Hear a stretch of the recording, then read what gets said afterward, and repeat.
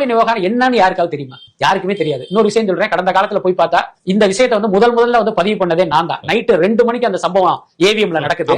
அடுத்த நாள் 9 மணிக்கு அந்த தகவல் எனக்கு தெரியுது. நான் 10 மணிக்கு என்னுடைய வெப்சைட்ல எழுதுறேன் என்ன நடந்ததுன்னு சொல்றேன். போக்கிரி படத்துல நெப்போலியன் நடிக்கிறாரு. அப்ப என்னன்னா நெப்போலியனுடைய கெஸ்ட் ஒருத்தர் வந்திருக்காரு, நெப்போலியனுடைய நண்பர்னு வச்சுக்கோங்க. இப்ப விஜய் என்ன பண்றாரு அப்படின்னா, அவருடைய ஷூட்டிங் முடிஞ்சு அவர் கேரவான்குள்ள போயிட்டாரு. விஜயனுடைய உதவியாளர்கள் அந்த கேரவான் அந்த கதவு வாசல்ல நின்றுட்டு இருக்காங்க. இப்ப என்னன்னா நெப்போலியனுடைய கெஸ்ட் வந்தது மாதிரி அவர் என்ன பண்றாருன்னா, விஜயை பார்க்கணும் அப்படின்னா அவர் வந்து விருப்பத்தை தெரிவிக்கிறாரு. அப்ப நெப்போலியன் வாங்க கூட்டிட்டு போறேன் அப்படின்ட்டு நேரா அந்த நண்பரை கூட்டிக்கிட்டு விஜயனுடைய கேரவான துறக்க போய் ட்ரை பண்றாரு. என்ன அப்ப இந்த அசிஸ்டன்ட் சொல்றாரு, சார் துறக்காதீங்க, சாரா ட்ரெஸ் சேஞ்ச் பண்ணிட்டு வெளியில வருவாரு, அது வரைக்கும் வெயிட் பண்ணுங்கன்னு சொல்லும்போது நெப்போலியன் எப்பயுமே பாத்தீங்கன்னா கொஞ்சம் மூளை சூடு எடுத்த ஒரு கேரக்டர் தான். கடாமுடான்னு பேசுவார். எதிராளி யாரு அந்த இதுவே அவருக்கு இருக்காது. அவர் என்னமோ பெரிய ஒரு பண்ணையார் மாதிரி தான் பேசுவாரு. அன்னைக்கு என்ன பண்றாருன்னா, இந்த அசிஸ்டன்ட வந்து அவர் பயங்கரமா திட்ட ஆரம்பிச்சிட்டாரு உரிமையில, அப்புறம் ஆபாச வார்த்தையில.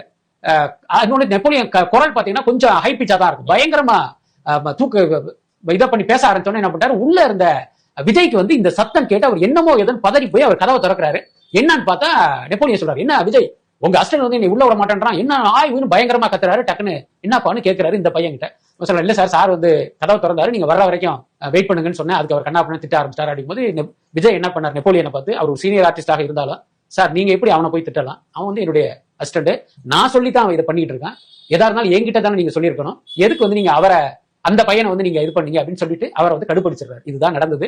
விஜய் வந்து இந்த சம்பவம் நடக்கும்போது பாத்தீங்கன்னா அங்க ஒரு சின்ன கூட்டம் கூடியது. கூட்டம் அந்த படப்பிடிப்பு குழுவினர் தான். அவ்வளவு பேர் முன்னால நம்மள வந்து இந்த மாதிரி நோஸ் கட் பண்ணிட்டாருன்னு நெப்போலியன் வந்து வருத்தப்பட்டு அப்படி போயிடுறாரு.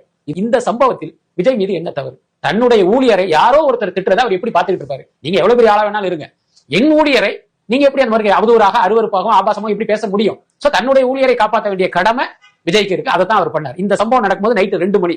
அடுத்த நாள் காலையில பாத்தீங்கன்னா அந்த விஜயனுடைய அந்த யூனிட்டை சேர்ந்த ஒருத்தரை வந்து நான் மீட் பண்றேன் தற்செயலா. சார் தெரியுமா விஷயம், நேத்து வந்து இப்படி ஒரு விஷயம் நடந்துருச்சு அப்படின்னு அவர் சொல்றாரு. இன்னைக்கு விஜய காலி பண்ணணுங்கிறதுனால நெப்போலியன் பாஜகவை சேர்ந்தவர், ஆனா முன்னாள் திமுக காரர் என்ற அடிப்படையிலும் விஜய் மீது அவருக்கு ஒரு தனிப்பட்ட கோபமும் எரிச்சலும் இருந்தது. அதை தீர்த்துக் கொள்வதற்காக இன்னைக்கு இந்த கதைகள்லாம் சொல்லிட்டு இருக்காங்க.